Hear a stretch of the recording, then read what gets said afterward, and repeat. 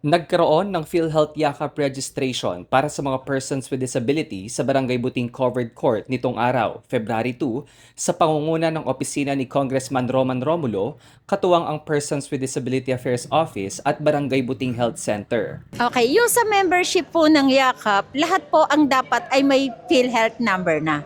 Pero since yung mga PWD, ang iba ay walang PhilHealth, so ipaparegister muna natin sila sa PhilHealth.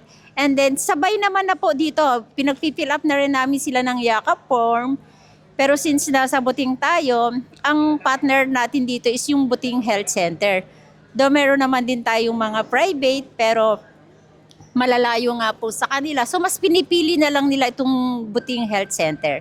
So first step, register muna natin sila sa PhilHealth kasi dapat po may PhilHealth number. And then ang mangyayari po noon, so pag na-register na natin sila sa PhilHealth, isinasabay na namin yung Yakap. And then kung saan po yung napili nilang health center, kunwari, Buting Health Center. So doon sila pupunta para magpa-check up. And then si Buting Health Center doctor, kung may nakitang mga karamdaman sa kanila and kailangan silang resetahan, so kung yung reseta ni Yakap Clinic nila ay pasok doon sa Yakap gamot natin, pwede nila yung makuha ng libre kung meron na sa health center na yon. Pero kung wala naman, meron po din tayong Yakap Pharmacy kung saan nyo po pwedeng i-claim yung mga gamot. Yung sa mga Yakap Pharmacy naman natin, actually itong mga nasa list namin and yung Buting PWD president naman ay humingi na rin sa amin ng copy para meron kayong idea saan nyo pwedeng kunin. Yung list na ibinigay ko is NCR. So lahat naman is pwede nilang kunin doon. Halimbawa, ako from Buting, nauwi ako ng Las Piñas or Parañaque. And then may reseta ako from Yakap Clinic ko. And then may nakita akong Yakap Pharmacy doon. Pwede po kayong mag-claim ng gamot doon. Okay. Pero yung highlights ko po na Pasig na pharmacy natin, ito po ay Generica Drugstore lang. So naandito po yun sa Transcom Building and Frontera Verde Road, Junior Avenue, Ugong. Yun po yung isang Generica partner natin. At yung isa naman po ay Generica pa din.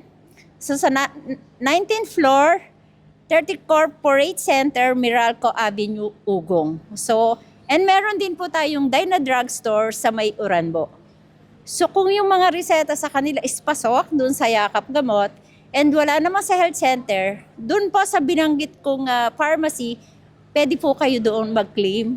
Worth 20,000 sa loob ng isang taon. Libre po yun.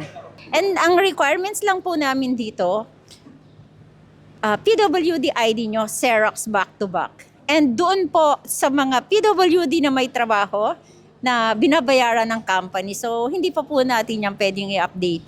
And doon naman din po sa mga minor na PWD, syempre, covered pa po kayo ng parent ninyo. So, hindi pa rin po namin kayo pwedeng ilagay doon.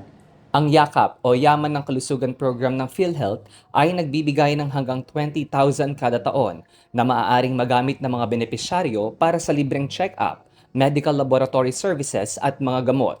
Pinayuhan naman ang mga nais pang magparehistro sa PhilHealth Yakap Program na bukas ang tanggapan ni Congressman Roman Romulo sa Pasig Temporary City Hall para sa assistance o maaari ring dumiretso sa PhilHealth Office para sa direct registration. Ako si Philbion para sa latest ng iNews Pasig. Balitang totoo, serbisyong tunay.